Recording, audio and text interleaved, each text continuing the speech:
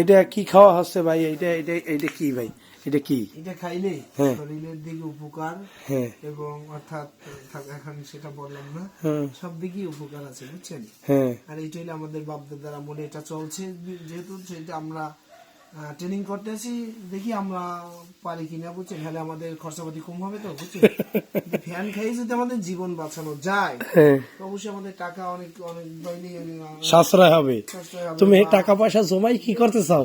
মানে টাকা পয়সা কামাই একটু ভালো মন্দ খাওয়ার লাগিয়া। টাকা পয়সা জমাইয়া আমি তরুণ তরুণী এবং ইয়ং জেনারেশন যারা আছে, যারা ইনকাম সোর্স করতে পারে না, তাদের জন্য আমি একটা ইনকাম সোর্স বানাই দেবো বুঝছেন। কি এটা কি করে দেবা? যে কোনো একটা জিনিস প্রতিষ্ঠান করে দেবা। যেমন আপনার জন্য আমি ওই তেলের ব্যবসা করব, তারপর অনেক ব্যবসা আছে, করবো, সমস্যা নেই। দেখেন ফ্যান হ্যাঁ খাও। আপনি যদি খাইলে খাইতে না পারেন না খাও বিসমিল্লাহ। হানিফ ভাই যেন একটা হিজলে বিয়ে হতে পারে। অরবে বলে হিজলে বিয়া। এই ফ্যান খাইয়ে হিজলে বিয়ে ওর বিয়া। ও এই ও খাইবে লাগে এই ব্যবস্থা। সাত আর হানিফ নয়ন ভাই চামচ